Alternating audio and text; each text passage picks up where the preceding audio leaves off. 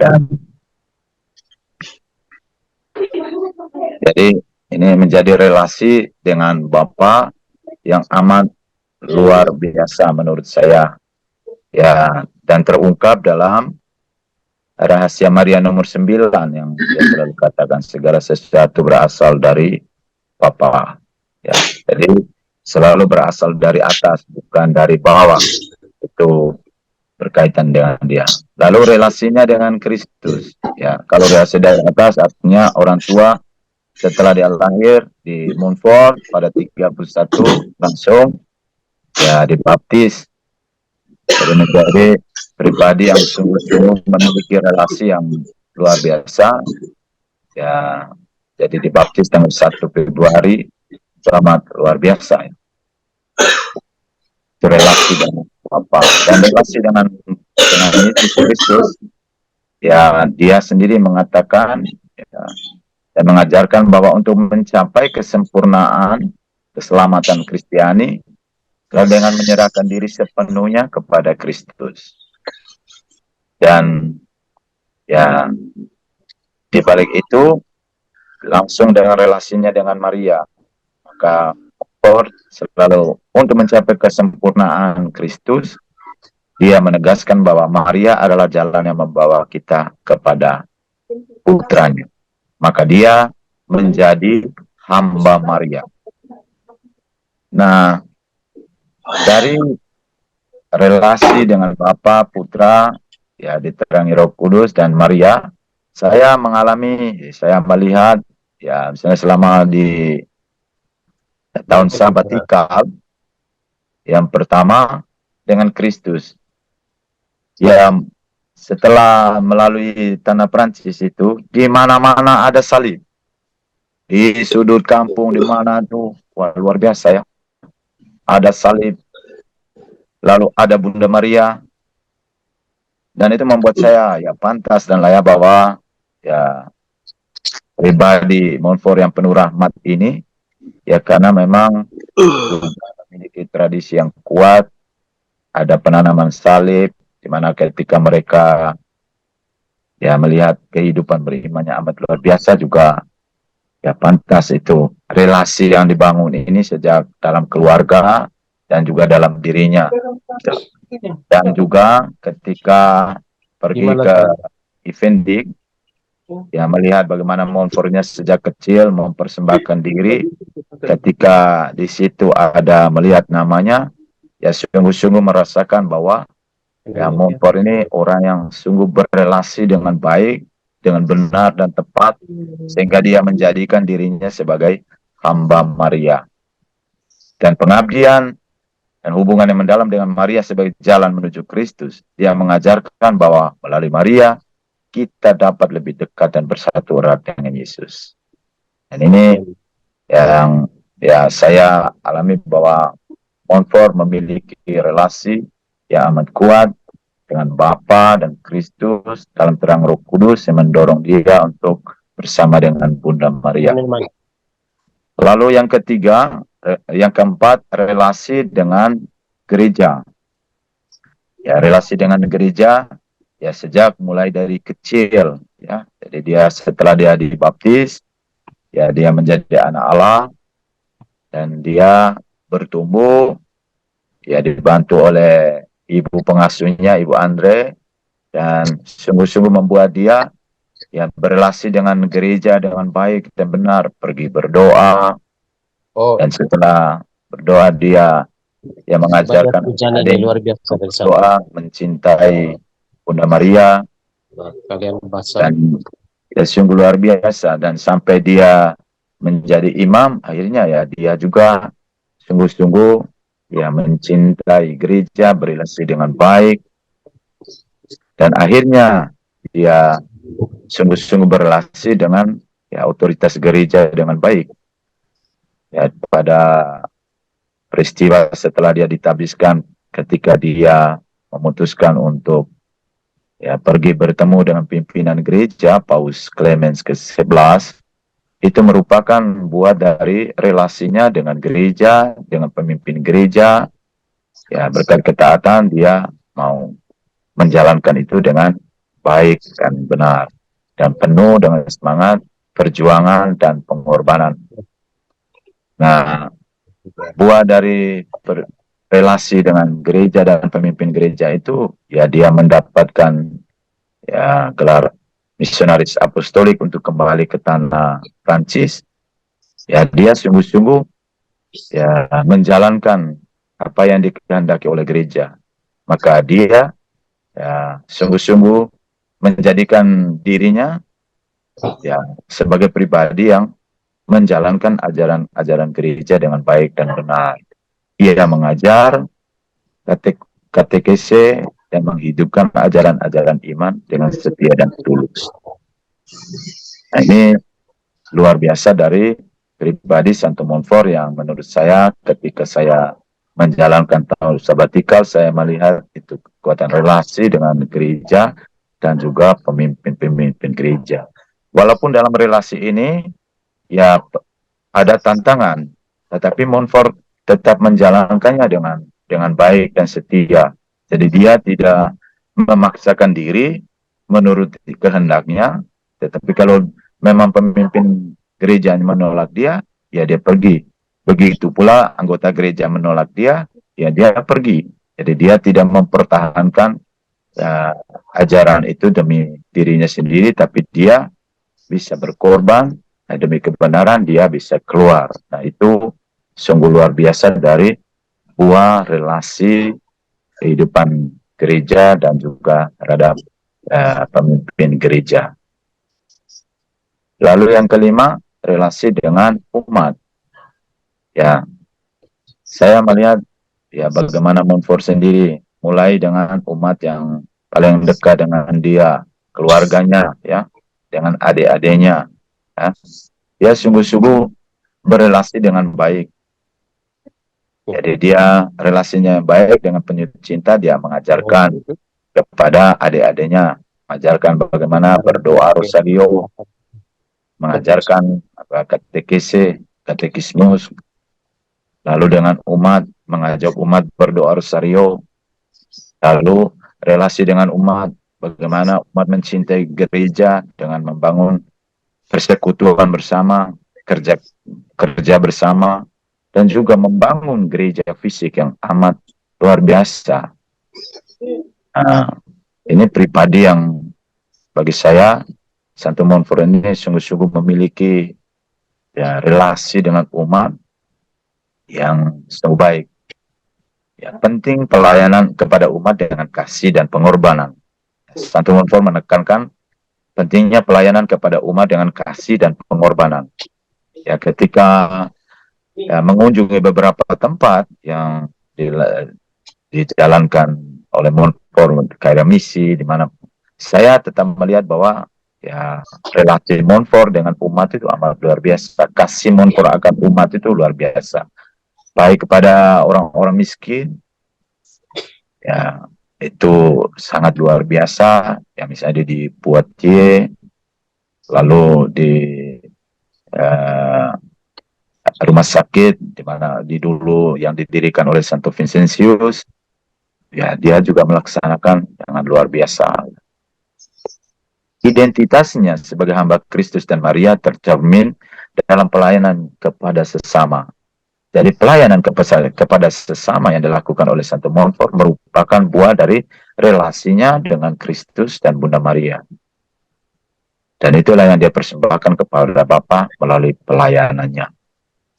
Nah, 5 relasi ini yang sungguh-sungguh saya rasakan sebagai iman Montfortan yang saya dapatkan dari Santo Montfort sendiri. Ya, saya sungguh merasa bangga bahwa saya memiliki seorang Bapak pendiri yang pertama. Saya tahu, saya lihat bahwa dia lahir di tempat yang ya masih terpelihara sampai sekarang. Walaupun ya di Montfort-sur-Meu itu kita melihat ya kita sangat ya sedih juga ketika kami ke sana mau rencana tidak ada orang. Tetapi bersyukur bahwa kita masih memiliki sebuah tempat di mana ya Santo Montfort itu ada, dia lahir menjadi ya tanda dan berkat, menjadi rahmat bagi gereja, bagi kongregasi. Itu kebanggaan saya. Yang kedua, bahwa saya memiliki ya, seorang Montfort yang sungguh-sungguh ya, membangun relasi yang saya katakan tadi 5, dengan Bapa, dengan Kristus, dengan Roh Kudus, bersama Bunda Maria, dengan gereja dan pemimpin, dan dengan umat. Lalu saya bangga dan kagum bahwa saya memiliki Bapak pendiri yang sungguh-sungguh memberikan ya, identitasnya melalui doa, melalui tulisannya. Ya, kita bisa melihat dalam doa menggelora, tulisan Rahasia Maria, Bakti Sejati, ya, CKA, dan itu menjadi luar biasa bahwa ya Bapak pendiri Santo Montfort, buah dari relasinya ini, sungguh-sungguh dia menjalankan apa yang dikatakan kepadanya oleh Tuhan sendiri. Nah, ketika melihat relasi tempat dia lahir, lalu hidup dengan ya ibu pengasuh, kembali dengan keluarganya, lalu pendidikan di Rennes, ke seminari, ya, saya melihat sungguh-sungguh sebuah ya, bentuk kepercayaan dan relasi yang kuat dengan Tuhan. Itulah yang memampukan Santo Montfort dapat menjalankan semuanya itu dengan ya dengan penuh kegembiraan. Ketika melihat ya tempat dan situasi di mana Montfort itu berjalan dan melepaskan, meninggalkan itu, ya ada ya rahmat yang menurut saya itu tidak bisa menjadi bagian saya, tetapi rahmat yang diperoleh oleh Santo Montfort yang membuat saya juga tergerak untuk ya terus memperjuangkan bahwa dia bisa dengan cinta kepada Bapa, Putra, dan Roh Kudus bersama Maria, dengan gereja dan juga dengan umat, dengan keluarganya, yang memampukan dia bisa berjalan bersama dengan Allah.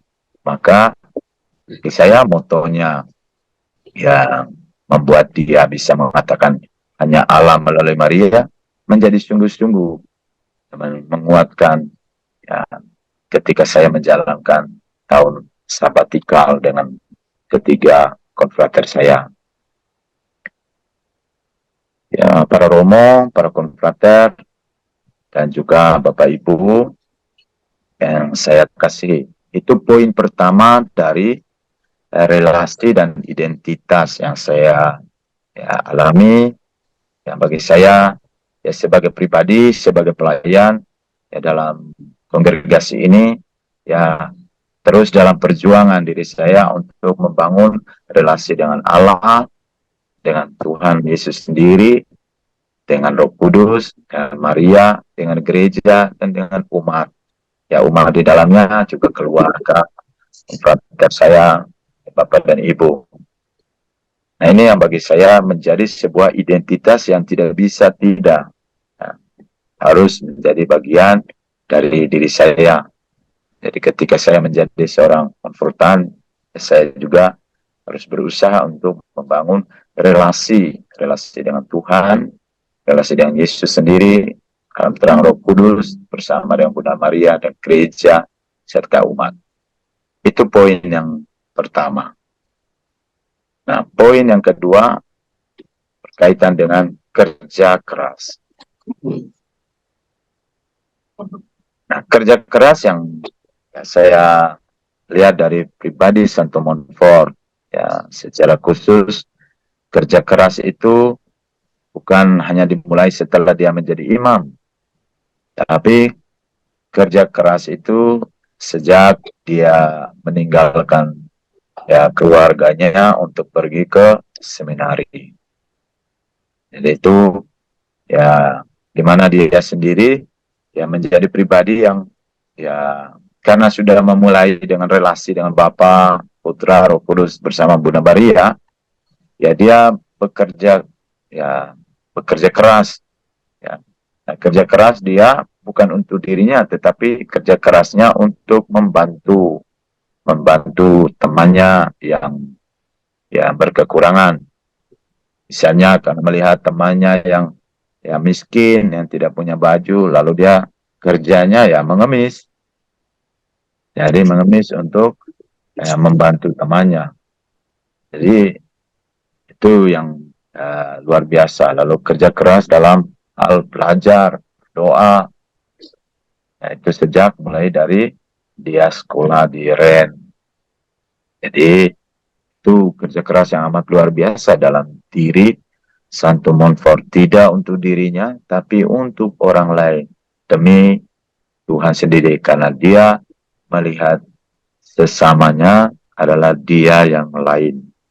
Yang perlu dan sangat harus dia cintai dan kasih serta hormati. Nah, dari Ren kita lihat waktu dia di seminari, ya dia juga ya mengemis, dia juga ya menjaga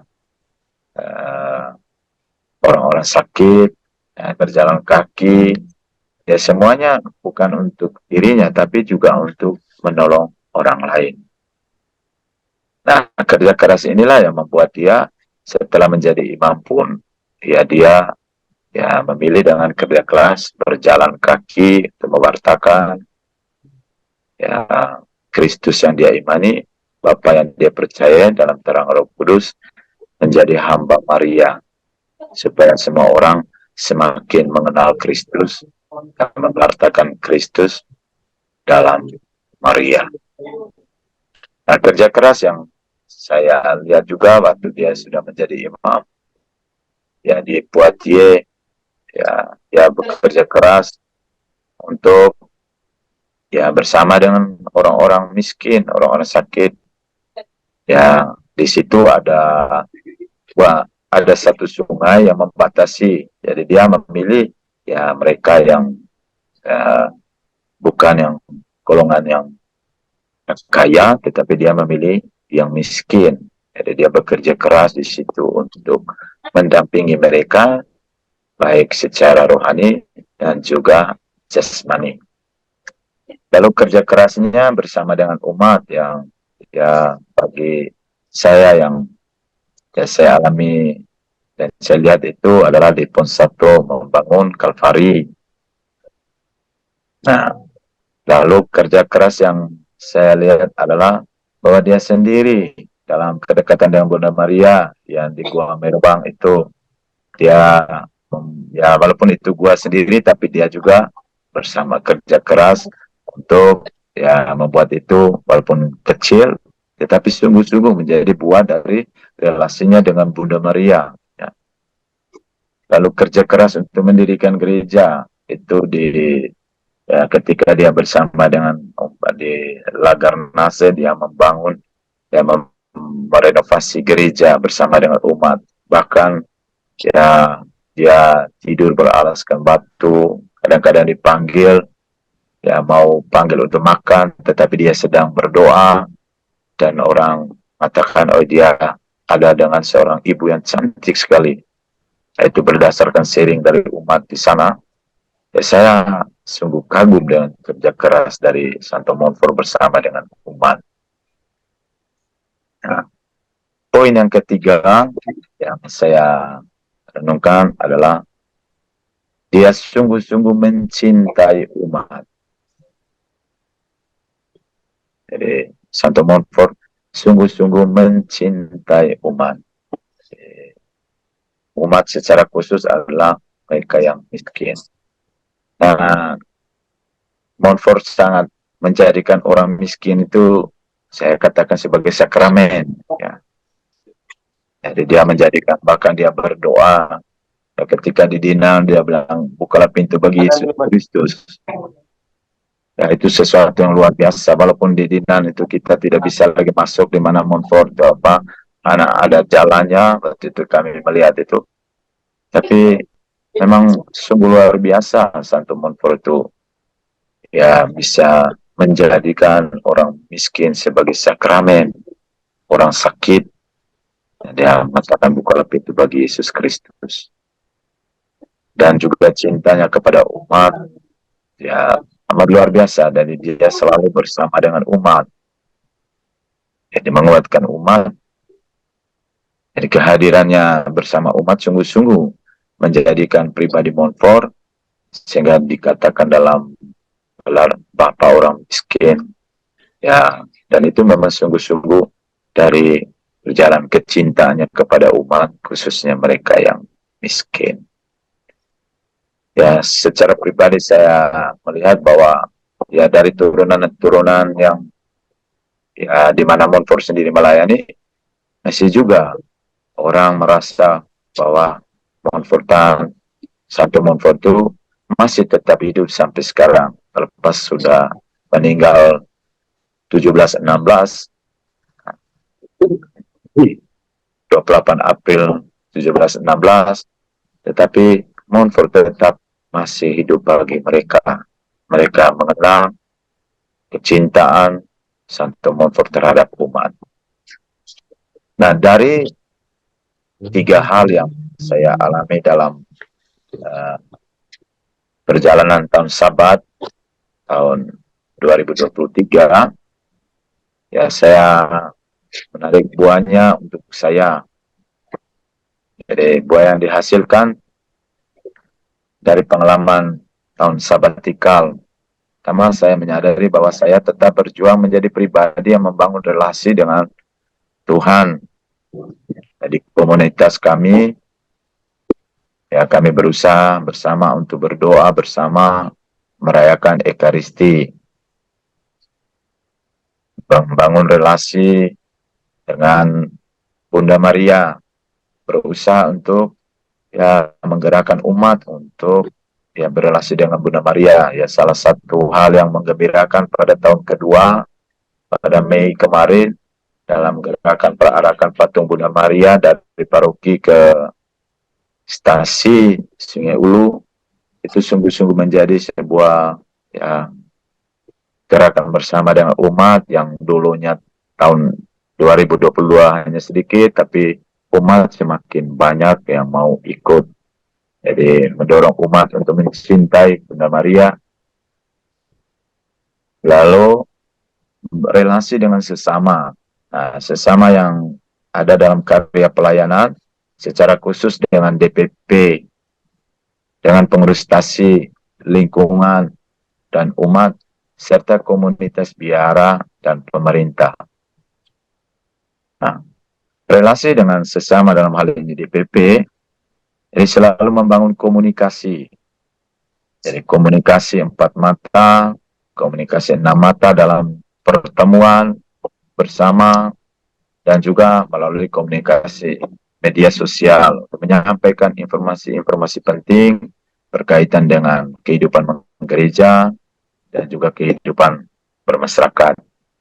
Saya selalu mengadakan sebuah perjumpaan dari pertemuan-pertemuan supaya DPP, pengurus stasi, lingkungan, dan umat, serta komunitas biara lain ya bisa mengetahui apa yang menjadi rencana program kerja sehingga bisa dijalankan dengan baik.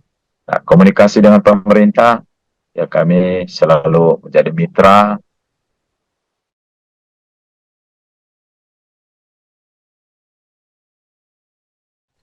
untuk komunitas lain dengan lembaga keuangan CIU, ya selalu ikut serta.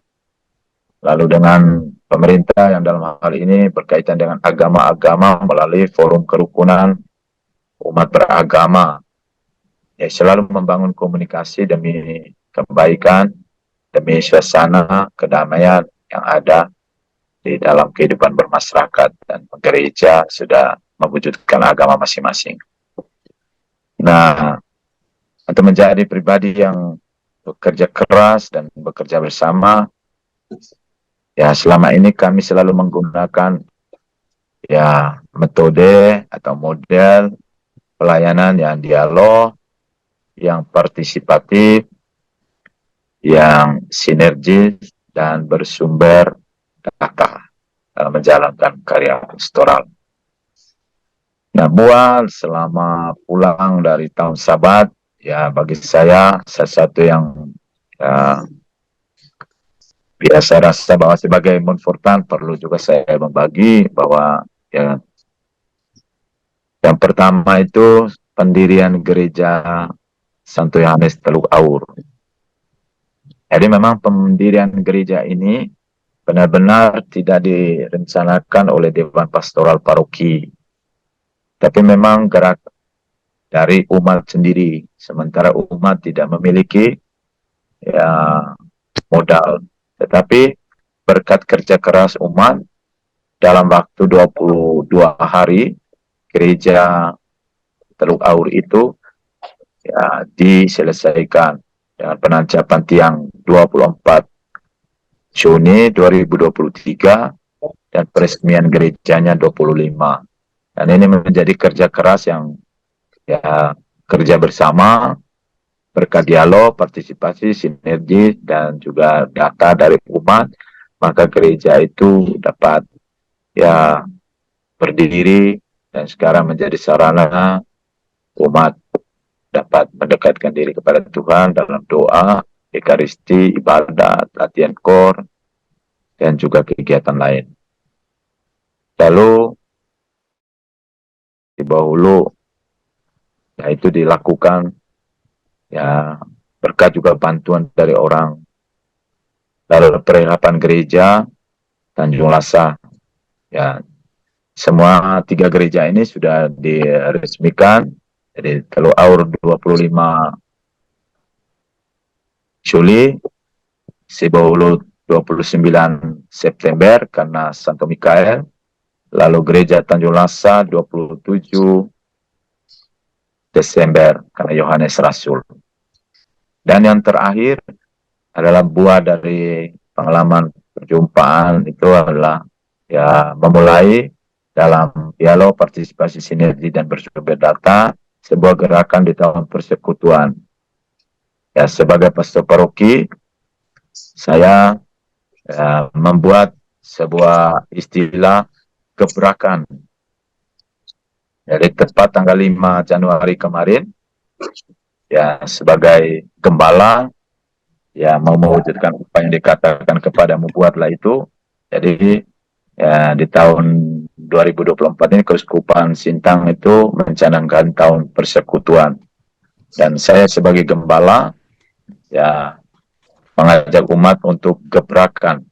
Jadi gebrakan itu gerakan bersama amalkan kasih nyata dengan doa, derma, korban, dan kesaksian.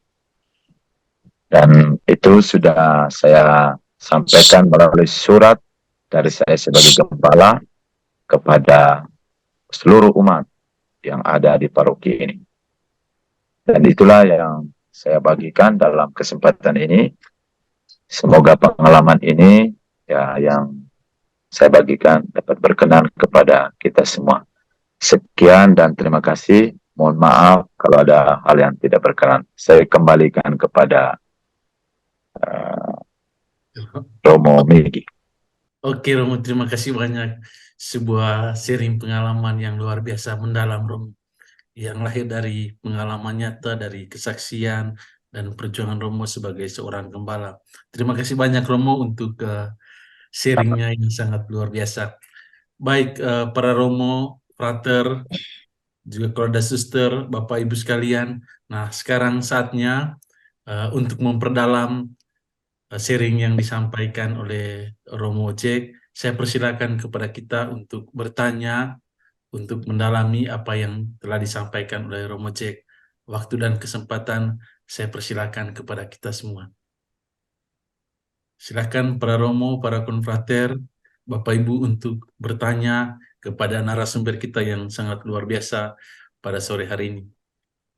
Saya persilakan. Selamat selamat damai Natal dan tahun baru dari aspiran kurang SMM. Oke, selamat Natal tahun baru. Selamat. Nama saya Hadrian Soekarno, saya berasal dari Doso, tepatnya di Momol, Kecamatan Waning, Desa Doso, Kabupaten Manggarai Barat. Oke, mantap. Silakan Ter. bertanya, apakah Fatir pernah merasa bosan, terganggu, dan merasa kecewa dalam menjalankan panggilan sebagai Montfort? Montfort, berikan penjelasannya, Fatir. Terima kasih. Baik, terima kasih Frater aspiran tadi Adrianus ya, Adrian ya. Iya, ya, Romo. Ya, baik. Terima kasih pertanyaan yang bagus. Itu sangat manusiawi sekali ya. Jadi kalau bertanya soal bosan, jenuh, kecewa, sebagai manusia harus saya katakan saya jujur. Ya, karena saya juga mengalami kelelahan kalau menjalankan. Tetapi saya eh, mengatasi dengan cara apakah ini rencana dan kehendak saya. Kalau rencana dan kehendak saya tentu saya ya pasti. Tapi kalau memang ini rencana dan kehendak Tuhan, segala kebosanan, kekecewaan itu pasti akan diatasi oleh Tuhan sendiri. Ya, sehari dua hari manusiawi sekali, tapi Tuhan pasti akan memberikan cara yang terbaik untuk saya. Jadi itu jawaban singkat. Ya, dikatakan ada saat ya desolasi, ada saat konsolasi ya. Jadi itu Pak, dalam menjalankan tugas saya sebagai pastor, ada di mana saya mengalami desolasi, ada juga saat mengalami konsolasi. Jadi ada desolasi pasti ada saat bosannya ya. Jadi itu frater. Caranya yang saya buat ya selama ini, yang pertama saya terbuka. Kalau saya mengatakan, aduh saya agak jenuh ini, supaya teman-teman juga bisa membantu saya. Lalu yang kedua saya berdoa. Ya.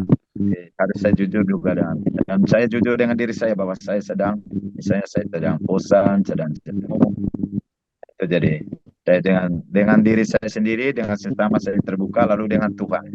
Jadi itu cara saya mengatasi. Terima kasih banyak. Pater Jack, terima kasih. Tadi sharing terakhir itu menyinggung tentang Teluk Aur ya, itu karena saya pernah kunjung ke sana tahun 2000 sekitar itu. Saya tidak tahu berapa umat sekarang sehingga mereka bisa mendirikan gereja di situ dan bagaimana akses dari Putus Cibau ke tempat itu. Karena kelihatan dekat tapi karena sungai sepertinya jauh begitu. Boleh diceritakan sih gambaran umat sekarang di situ? Terima kasih. Oke, baik. Terima kasih, Pastor. Jadi umat di Teluk Aur ada 19 kakak semuanya ya, 19. Tapi yang Katolik 16. Ya, ya. Jadi ada Buddha, ada Islam. Jumlah umat Katoliknya, jumlah jiwanya ada 70. Oke, tapi ada yang sudah meninggal kemarin, jadi kurang lagi. Betul. Aksesnya ke sana itu dari Dogong melalui Gang Surya. Kalau pastor misalnya dari sini Dogong itu dibagi dua. Ada yang melalui PAM. PAM itu di sana lewat belakang bukan belakang tapi lewat sebelum rumah Pak Kebing itu melalui perahu. Jadi kita punya perahu namanya Liberos. Ya, jadi untuk ke Teluk Aur namanya perahu Liberos. Lalu kalau tidak banjir itu kita pakai sepeda motor, ada jalan pakai kayu. Ya. Terima kasih, Pastor. Dan kunjungan ke sana kalau boleh tahu udah mulai rutin ya, Pastor Jack ya? Ya, setiap minggu ada ibadat dan misa. Oke. Jadi kalau misalnya kami yang pergi berarti misa, lalu kalau pater berarti ibadat. Tadi malam saya ada baptis satu orang dengan komunis satu orang. Baptis dari Buddha, lalu komunis satu anak di sana. Ya. Oke, Mereka selalu minggu sore. Oke, Jadi terima minggu kasih. sore jam 5. Oke, terima kasih. Silakan Romo Markus, mungkin ada yang mau ditanyakan.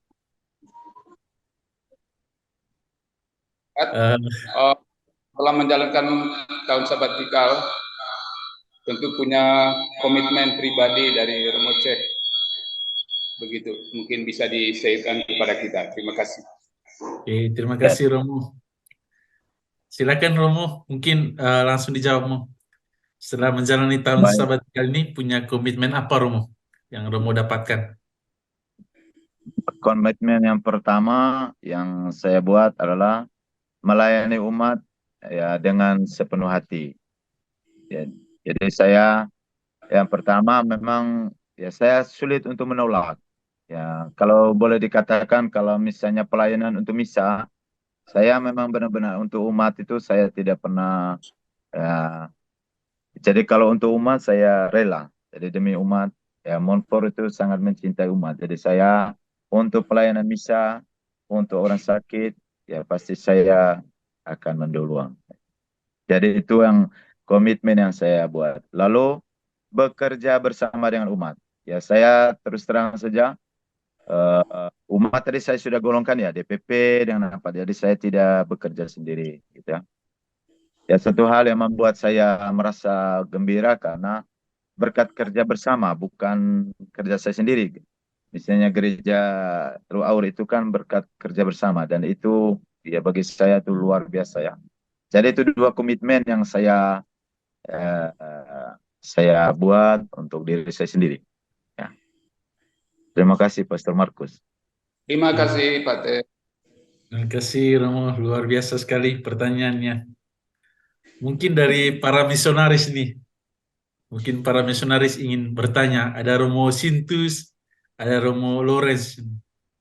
Mungkin mau bertanya tentang perkembangan dari Paroki Putus Sibau. Saya persilakan. Ada Pater Jo juga. Baik, selamat Ganteng ya? malam konfrater semua, selamat Natal dan Tahun Baru. Selamat Natal dan Tahun Baru, Romo.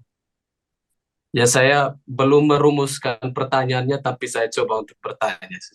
Oke, mantap Romo, silakan. Baik, Pastor Jack, terima kasih atas sharing dan juga materi yang disampaikan. Selama tahun Sabat, Pater sudah mengelilingi Eropa, boleh dikatakan ya. Saya dengar sampai ke Belgia dan Jerman. Dan beberapa hari, 4 hari kalau tidak salah, ada di Belanda. Saya tidak tahu apakah Pater waktu itu sempat merayakan misa di sini, di paroki, ikut misa. Baik, Pastor.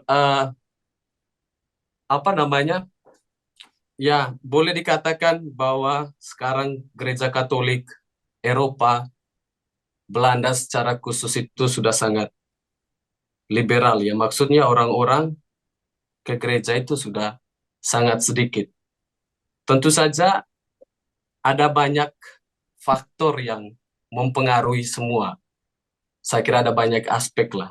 Tapi salah satu yang saya pernah dengar dari beberapa orang yang saya sharing begitu, ada satu ibu yang mengatakan mereka tidak ke gereja itu karena pertama pastornya sudah tua-tua, lalu gayanya itu juga kaku begitu, Pak, kaku dengan liturgi apa segala macam. Nah, melihat situasi yang seperti ini, saya kira tidak mungkin akan terjadi di gereja Indonesia ya di kemudian hari. Apa menurut Pater apa langkah-langkah praktis yang bisa Pater lakukan agar gereja Indonesia itu boleh dikatakan tetap eksis? Maksudnya banyak orang yang terus datang ke gereja, tidak seperti di sini ya, sedikit sekali hanya orang-orang tua. Saya tidak tahu apakah pertanyaan saya ini masuk akal atau tidak, tapi Pater boleh mengonfirmasi kembali kalau memang belum jelas. Itu saja, Pak. Terima kasih. Jadi terima kasih Pastor Sintus. Pertanyaannya luar biasa. Memang ini perlu permenungan yang ya luar biasa juga. Yang pertama saya pernah ikut misa ya di Belanda. 2 kali ikut misa. Dari misa Minggu dengan misa penerimaan Krisma. Ya, ya itu karena ya saya senang karena di paroki itu masih banyak umat ya. Jadi Ya, core-nya juga apa ya melibatkan anak-anak dan core-nya apa ya. Dan juga ya tidak bisa kita samakan karena faktor budayanya juga berbeda ya. Asia dengan Eropa kan sangat jauh berbeda ya. Jadi ya, ya begitulah menghadapi remaja mereka, mereka ya kadang-kadang kalau kok pastor tidak menikah tuh ya ngomong gitu, pastor jauh-jauh kok jadi pastor gitu ya. Ya, anak-anak yang mbak. Tapi ya saya juga ya sedih ya melihat apa karena kita ini kan dari Belanda gitu ya. Nah hal yang saya lihat memang apa yang dikatakan tadi kaku, ya memang benar kaku ya. Jadi liturgi kita ini kan ya, namanya kita taat dengan Roma, jadi kan tidak bisa kita buat sesuka hati gitu ya. Lalu ya di Belanda kan sendiri ada dua juga apa yang pro dengan Roma, ada yang tidak. Jadi kan itu juga terjadi di Belanda gitu. Nah juga ya kita harus terima itu bahwa ada yang pro kontra. Nah untuk di Indonesia yang pertama ya memang eh, ke depan misalnya kalau kalau ya Indonesia ini kan bukan soal lagi liturginya yang kaku tapi saya rasa Indonesia ini berkaitan dengan kemandirian finansial itu yang membahayakan orang tidak mau ke gereja karena misalnya iurannya terlalu banyak partisipasi dari umat ini yang menurut saya eh, agak berat di situ maka ya ketika misalnya di Kalimantan saja. Ya kalau di Flores ini kan ya saya lihat luar biasa ya. Umat masih tetap taat gitu ya. Artinya mau bayar iuran gereja itu walaupun apa. Tetapi itu juga harus langkah ke depan.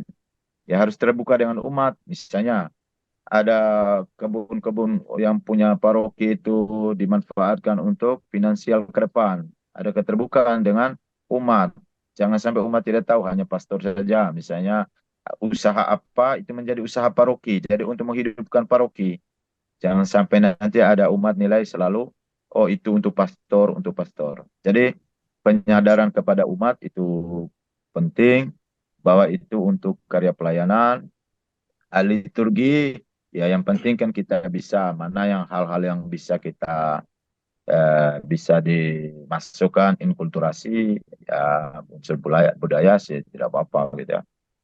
Dan ya saya lebih di sini itu ya devosional yang punya kita aspek Maria itu yang harusnya misalnya perarakan patung yang ya saya tetap yakin ke depan itu langkah praktisnya pasti gereja tidak akan apa. Jadi ya juga ada aspek memberinya misalnya praktis yang selama ini saya apa umat memberi kolekte juga ada misalnya membagi rosario gratis walaupun kita menggunakan uang paroki jadi kita beli kita bagi lagi kepada umat jadi itu mendorong umat untuk uh, mereka terima itu bangga sekali dan mereka akan mencintai wah itu sarana ya ya contoh kemarin waktu pas Natal bersama ya kami menyediakan 500 rosario kami dua romoroin itu ya dengan sinterklas walaupun tutup bagaimana mereka anak-anak sudah tahu wah ini Pastor Jack ini Pastor Roin jadi mereka rebutan itu rosario yang kami bagikan gitu ya jadi umat ya merasa juga ya, itu hal-hal praktis yang bagi saya juga mereka beri kolektif tapi kita juga ada aspek memberikan belas kasih saya rasa itu ya bisa saya jawab terima kasih Pastor Sintus ya. Oke, baik. Romo. Terima kasih, Pastor Jack. Iya, Boleh satu terus. lagi, Kak?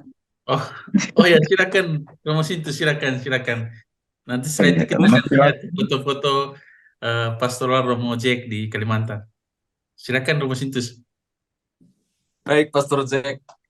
Pastor Jack, ya saya harus banyak belajar dari Pastor Jack karena sudah lama menjadi pastor paroki, lalu kemudian sudah banyak pengalaman hidup berkomunitas dengan berbagai macam kepala yang ada, ide yang berbeda, punya orientasi saya kira yang berbeda, walaupun dalam satu komunitas. Saya mau tanya satu hal, apakah Pastor Jack pernah mengalami eh, tantangan soal komunikasi di antara sesama konfrater, rekan sekomunitas. Eh, apa langkah yang Pastor Jack lakukan dengan hal yang seperti itu yang terjadi? Saya bertanya karena saya pengen tahu supaya saya juga mungkin Serius di sekali suatu pertanyaan saat dari ketika hati. saya mengalami itu saya tahu jalan keluarnya. Tentu saja Pastor Jack punya banyak pengalaman dan sudah terbiasa untuk keluar dari persoalan-persoalan yang seperti itu. Karena ya saya tidak bisa saya katakan di sini, sorry. Semoga bukan pengalaman pribadi. Bukan, Mantap sekali bukan Romo. karena Hmm. bukan soal itu. Tapi karena sebentar lagi kami akan hidup bertiga, orang Indonesia semua, cuman bertiga di Biara. Saya kira mungkin kalau banyak tidak terlalu ini, tapi bertiga ini saya tentu tantangannya itu makin banyak. Apalagi saya tinggal dengan yang sudah senior di atas, maksudnya yang sudah senior di atas saya begitu. Jadi saya yang muda harus banyak belajar gitu. Gitu Pertanyaan maksudnya. yang bagus sekali Romo Sintus. Saya juga ingin sekali bertanya pertanyaan yang sama. Silakan Romo Jack untuk menjawab pertanyaan dari konfrater kita Romo Sintus ini. Silakan Romo, Ya, saya terima persilakan. kasih Romo Sintus. Ini pertanyaan yang berat ya, Ya. tapi ya, saya harus jawab. Yang pertama, saya memiliki prinsip bahwa keterbukaan itu yang terbaik. Ya, saya boleh berbeda pendapat dengan ya, komunitas itu tidak apa-apa, saya terima gitu. Tapi saya terbuka ya. Jadi saya ingin dengar terbuka misalnya kalau saya tidak ya misalnya kalau saya lihat mereka terlambat, mereka tidak tertib, berarti saya terbuka, saya ngomong apa adanya gitu ya. Prinsipnya ada 6 mata, ada 4 mata. Jadi saya tidak mau tutup begitu. Saya tidak mau terbuka kepada orang lain. Saya terbuka kepada mereka yang anggota komunitas saya. Itu. Nah, dengan keterbukaan itu karena saya percaya mereka bahwa mereka saudara saya, mereka konfrater saya, mereka adik saya. Jadi saya percaya dengan mereka. Nah, karena saya terbuka. Apakah mereka ya percaya dengan saya atau tidak, ya itu tidak jadi soal. Tapi saya sudah terbuka. Jadi itu terbuka saya sampaikan. Ya, dan saya punya ya ya selain itu saya punya ya sendiri saya selalu mengatakan saya punya 1 juta. Ya. Kalau saya setia, 1 juta itu saya bilang setia bahwa saya ini sebagai pemimpin komunitas, saya sebagai ya konfrater, ya saya setia untuk berusaha untuk ya kalau ada sesuatu yang tidak pas, saya sampaikan atau mereka ya kalau saya tidak pas, saya minta mereka juga untuk setia menyampaikan kepada saya. Lalu saya yang kedua saya bilang saya jujur gitu ya. Nah ini jujur diri saya sendiri, saya juga jujur dengan mereka. Kalau saya dengar dari orang, saya jujur mereka. Bagaimana saya ini dengar dari orang, orang katakan bahwa kalian omong dengan saya begini. Kenapa kalian tidak mau katakan langsung dengan saya? Iya, saya langsung konfirmasi gitu ya. Saya jujur gitu. Lalu kalau saya katakan dengan mereka, ya saya jujur. Lalu saya taat kalau misalnya ya kalau kerinduan kalian, ya saya taat dengan kongregasi apa yang disampaikan dengan saya. Dan itu ya, dengan demikian saya tidak akan dendam dengan orang dan apa dengan anggota komunitas. Ya, saya rasa sudah terbuka, percaya 1 juta tadi setia jujur dan taat ya nyaman gitu. Jadi ya sudah selesai gitu. Ya, Sintus. Nah, itu prinsipnya yang saya miliki. Selesai itu. Terima kasih untuk misionaris Belanda. Kalian nanti bertiga ya. Iya. Terima Ya, kasih Pastor masing-masing Jack. Jadi masing-masing yang punya, menjadi kesulitan saya adalah saya orangnya sungkan gitu. Nah, nah itulah yang sungkan itu yang apa tidak bisa kan sungkan. Kalau sungkan ya akhirnya simpan. Iya. Oke. Siap. Ya, Baik. Oke. sudah. Baik, Terima terima kasih kasih Pastor Jack. Romo Bagus Jack, sekali Romo jawabannya. Sintus. Terima kasih banyak. Mungkin dari Bapak dan Ibu yang ingin bertanya tentang karya-karya pastoral yang dikerjakan oleh Pastor Jack di Putusibau. Oke. Kalau tidak ada, Baik, Bapak Ibu sekalian, para Romo, para Frater, dengan demikian sesi diskusi kita pada sore hari ini sudah selesai. Sebagai penutupnya, kita dengarkan mungkin 1-2 closing statement dari Romo Jack, pesan dan pesannya untuk kami semua Romo dari sharing kita pada sore hari ini. Saya persilakan Romo Jack mungkin 1-2 kata untuk pesan untuk kita gitu Romo. Baik, terima kasih. Ya, pesan untuk kita semua bahwa kita bangga memiliki seorang Bapak pendiri kita, Santo Marco. Dan kebanggaan kita mari kita hidupkan. Bentar lagi kita akan merayakan hari ulang tahunnya, 31 Januari, ya 1673. Jadi kita merayakan ulang tahun. Semoga dengan ya, semakin mengenal, mendalami, membaca tulisan-tulisannya, membuat kita sebagai pribadi Montfortan semakin kuat, semakin penuh rahmat dan terberkati. Seperti kata kitab suci tadi, ya bacaan hari ini yang menjadi identitas kita. Kalau anak yang kukasih kepada mula berkenan. Semoga kita semua, para Montfortan, menjadi orang-orang yang berkenan di hati Tuhan, menjadi hamba-hamba Maria. Tuhan memberkati. Amin Romo. Terima kasih banyak Romo untuk closing statement-nya. Bapak Ibu, para Romo, para konfrater sekalian, para frater, dengan demikian sesi diskusi kita pada sharing spiritualitas pada hari ini sudah selesai. Nah, sebelum kita menutupnya, saya ingin mengakhirinya dengan doa penutup.